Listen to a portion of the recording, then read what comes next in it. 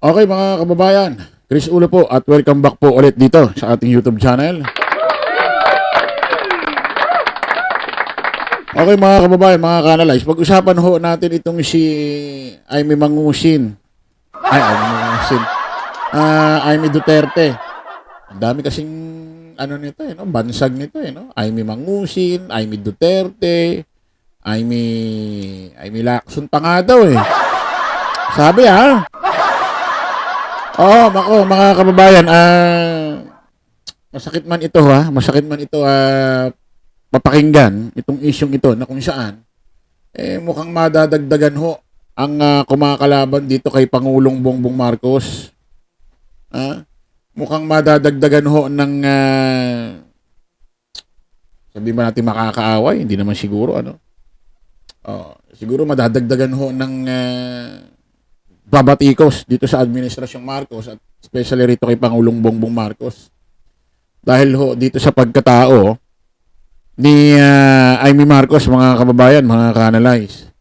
Basahin muna natin itong post ng isang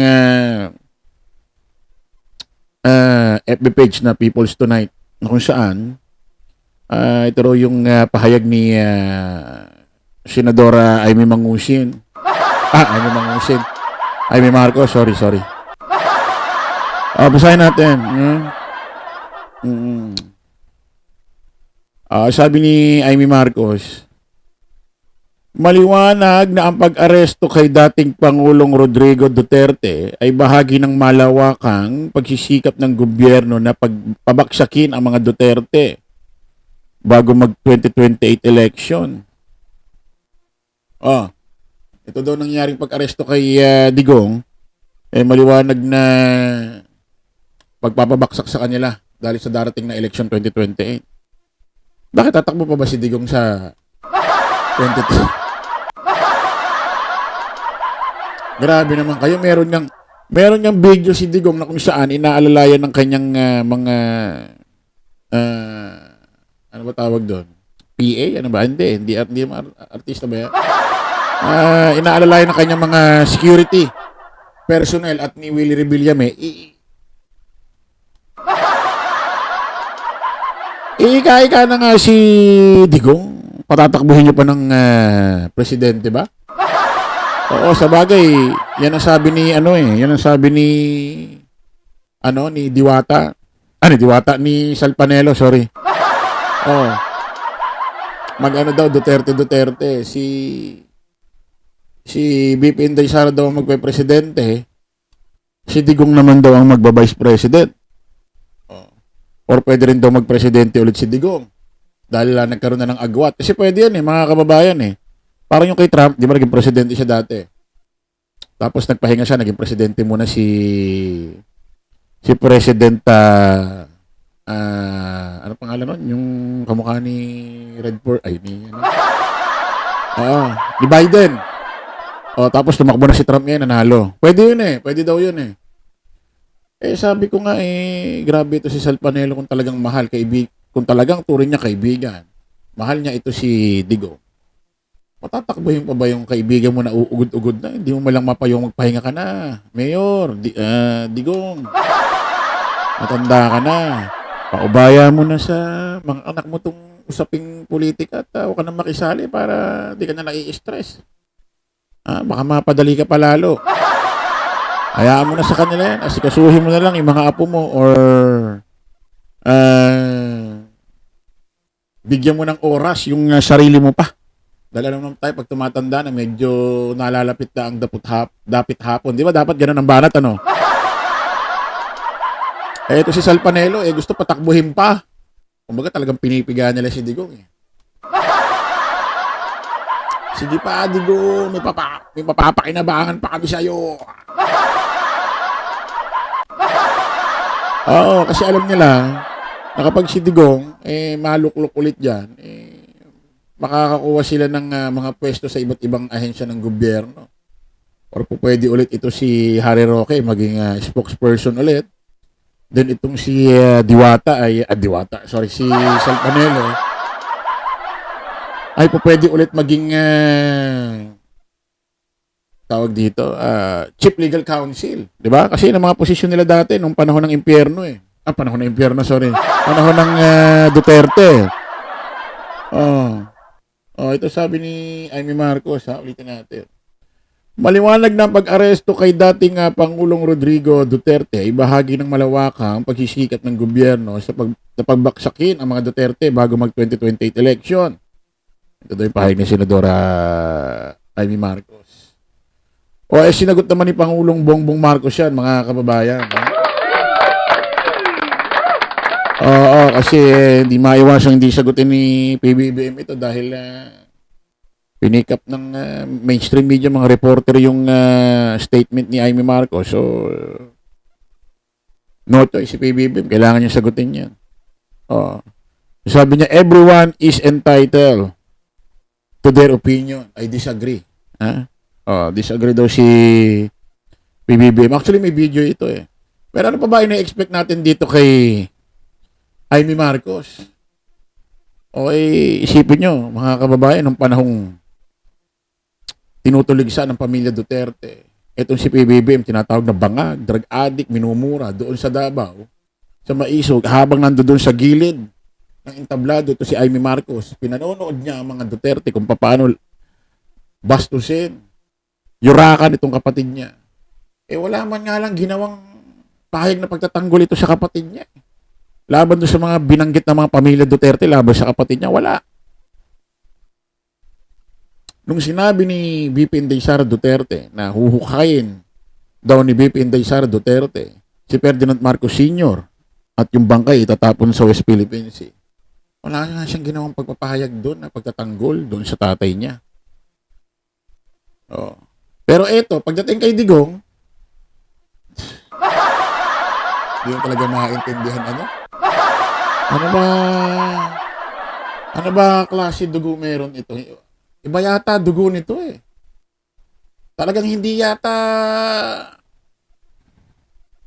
Marcos ito eh. Kasi may chismis nga, mga kababayan, hindi raw anak to talaga ni Ferdinand Marcos Sr. Sabi chismis ito. Ang tatay daw nito, yung dating mayor ng Maynila, si Mayor Lacson. Yung Mayor Lacson daw na yun, anti-Marcos. Kung talagang totoong hindi niya tatay ni Amy Marcos, si Ferdinand Marcos Sr. at halimbawa lang na totoong tatay niya, si Mayor Lacson dati ng Maynila, ibig sabihin, walang dugong Marcos ito. Si Amy. Although bit niya yung apelido, pero yung dugo, wala. Hindi siya pwede magkaroon ng dugong Marcos kasi si Ma'am Imelda, dating First Lady Marcos, Imelda Marcos, wala namang lahing Marcos yun eh. Walang dugong Marcos yun eh. Hindi naman kamag-anak ni Ferdinand Marcos Sr. yun. Asawa niya yun eh. Ang pwede lang magkaroon ng dugong Marcos, anak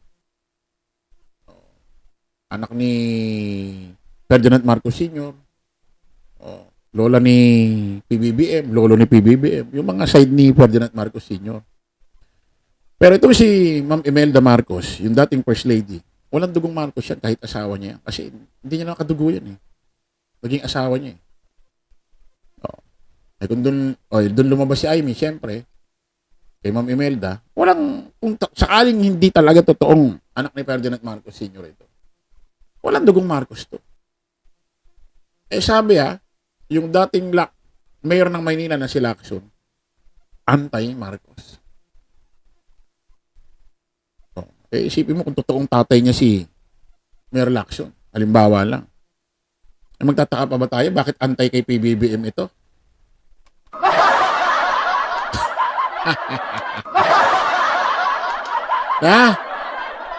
Hintay, di ba? May video to eh. Pakinggan natin mga kababayan. Sabi ni PBBM. Ang sabi niya. On the Senate arrest of on the ICC arrest of former President Duterte, sabi ni Senator Rene, it's politically motivated daw, designed to bring down the Dutertes. There's an effort na para pagtakbo ng mundo. Everyone's entitled to their opinion. I disagree. Thank you very much, guys. Salamat, sir. Another day. On the Disagree si PBBM doon sa ginawang pahayag statement ni Amy Marcos na political motivated itong ginawang pag-aresto kay Digong. Sabi ko nga, minana lang ni PBBM itong kasong ito kay Kiki Buloy, kay Digong. I-final lang, i-final. Ha? I-final ni dating Senador Antonio Trillanes ang Crimes Against Humanity sa ICC noong 2017. Wala pa si BBM noon. So, from 2017, umiikot yan. Umiikot. Ngayon, kung tatanungin, Chris Uloy, bakit hinayaan ni PBBM na maaresto yan si Digong kung di political motivated? Hindi naman pinapasok ng ICC. Interpol naman eh. Interpol lang merong karapatan pumasok dito, hindi ang ICC. Doon binigay ang warrant of arrest eh. Doon itinuloy eh. At nagpaliwanag na si PBBM dyan, hindi po pwede na hindi maaresto si Digong kung talagang. Hindi po pwede hindi tayo makipagtulungan sa Interpol. Magiging pangit ang balik. Pag dumating yung time na may mga nagtatago sa ibang bansa na wanted dito, sino pa mauutusan natin? Humuli. Maipagtulungan sa atin kung hindi natin tutulungan ng Interpol para hindi mahuli si Digong. Patulad halimbawa si Harry Roque, huhulihin na ng Interpol. Halimbawa lang. Interpol, tulungan nyo kami. Huhuli namin si Harry Roque. May warrant of arrest na. Wala na kaming pakialam dyan. Nung kami ang nagpunta sa inyong bansa, may bit-bit kaming warrant of arrest. Huhulihin namin yung si dating President Rodrigo Roa Duterte. Hindi kayo nakipagtulungan, hinarang nyo kami. Tapos ngayon, hihingi ng tulong sa amin, bahala kayo. So, magiging pangit ang kalalabasan. So, ang mangyayari niyan, yung mga wanted dito, tago na lang ng tago sa ibang bansa. Walang uhuli. Kasi wala na tayong Interpol. Hindi naman pagtulungan sa atin. Pangit yung magiging ugat, pangit yung magiging kakalabasan. Although, kaya rin naman talaga ni Pangulong Bongbong harangin yan. Presidente yan eh. Kahit Interpol, pwede niyang di papasukin dito kung gugustuhin niya. Presidente yan. Bakit niya gagawin yun? Na kung saan yung aarestuhin, puro paninira ang sinasabi sa kanya at minumura. Di hayaan niya. Ganun lang kasimple. Di ba? Ikaw ba naman minumura ka lagi? Sinasabihan ng drug addict, bangag. Nagdodroga. Tapos pagtatanggol mo sa Interpol. Ano ba tingin nyo kay PBBM? Banal? Ha? Okay mga kababayan, kita-kita ulit tayo sa panibagong live, panibagong vlog ha. Bye-bye.